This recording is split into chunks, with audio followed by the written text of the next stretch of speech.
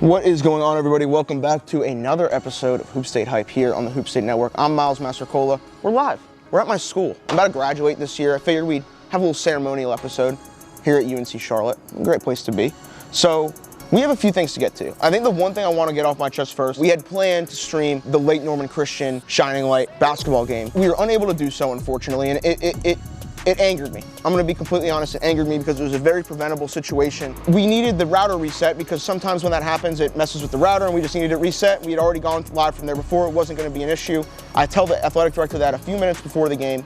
He says, I have to do the book, I can't help you with that. The athletic director had to do the book. I was like, I'll do the book.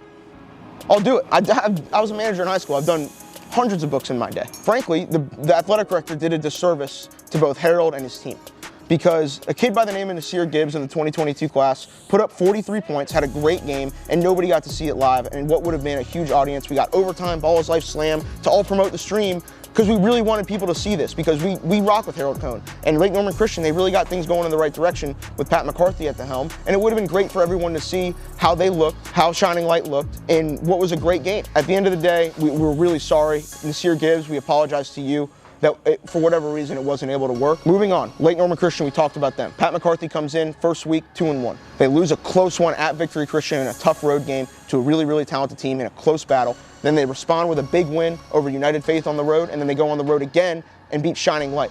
Mikey Williams is playing his best basketball that I've seen him play in the state of North Carolina, and it's not the volume shooting, I'm gonna go get 40 Michael Williams. He did have 30 plus, but what he's doing is he's playing good team basketball. He's finding cutters. He's moving without the ball. He's playing defense. He's being a great communicator, and that's what this team needs. Despite foul trouble from Trey Green, they are able to really, really dominate. Mikey had an efficient 30 plus, I wanna say, maybe 32. So it was good to see.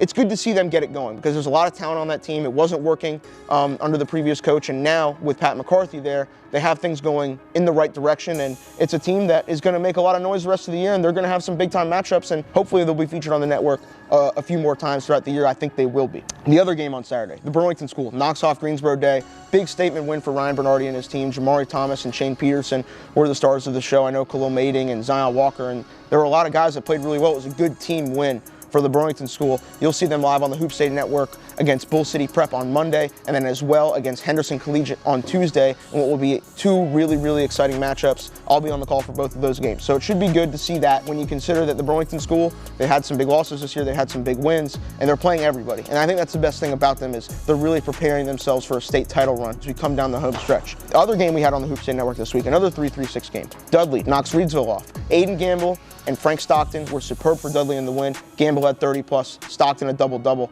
and they were on another level. Breon Pass, three-point shot wasn't falling, still found a way to do everything else. He'll move on. I think they got a big win over East Surrey. I know Breon put it on a kid's head in that one. So good win for them, and Dudley's gonna be a team to watch in the Greensboro area this season. Davis Molnar, triple-double. He already knocked off Westover, a team that went undefeated last year and everyone thought would be a walkthrough to win the state championship in 3A this year. But Davis Molnar had a big game in that one, had a triple-double previously as well. So he's putting things together for Terry Sanford, and it looks like they're a legitimate contender in 3A. Millbrook beats Leesville. After last year, Leesville got them 3 out of 4 times. No Carter Witt. He classed up, went to Wake Forest. So it's really Jalen McDonald, Chase Hackerham, and the rest of that crew over there. And Millbrook just found a way to take care of business. There were some petty tweets. Evan, I see what you're doing. I like it. Next up, South Granville.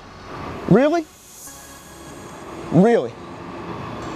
Like y'all had to do that? That was bad. 117-14. Yes. 103-point win. Broke a record.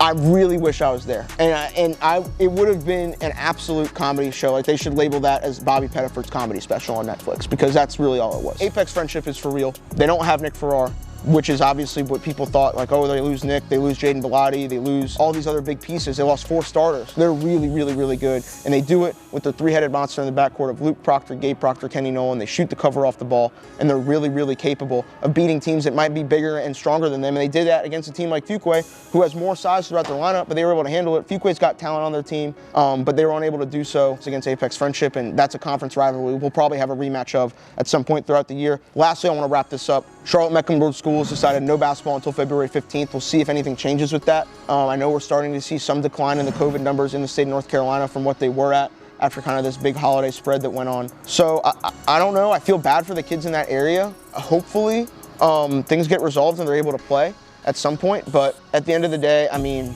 it is what it is. There's nothing we can do about it. We're living in an unprecedented situation, getting really sick and tired of saying that, but it's the truth. So I hope they're able to get things to work. We'll see. I don't know, I just feel bad for those kids because it's out of their control. Everybody else in the state's allowed to play right now. The public schools are doing an incredible job taking every precaution necessary. It's kind of crazy to me that in Charlotte, you can go to a bar until 10 o'clock, packed, no mask. These places a lot of them are just doing it recklessly. And then you can't go to a basketball game where it's limited attendance and there's no more than 30 or 40 people in the gym, including the teams and the refs. So it's sad, it's tough. It's one of those things you really genuinely hate to see, but at the same time, we will persevere, and whatever Charlotte kids, any CMS kids, if you guys need anything, if you want to retweet your highlight tapes, hit me up. We're gonna do whatever we can to help you guys get seen. That's about it for this show. I want everyone to subscribe to the YouTube channel if you haven't already. We're on the road to 20 subs. We want to hit 20,000 subs. We want to hit 20,000 by the end of March because that would just be huge for us. We want to grow the community as much as possible. I want everybody to lock in on hoopstatestore.com, cop your merch. Keep track with us, man. We're going to be out and about. We got a whole traveling team. We're on tour this year. We're going to try to make things work and try to bring everything we can to you guys due to the fact that not a lot of people can go to games. We'll see y'all soon.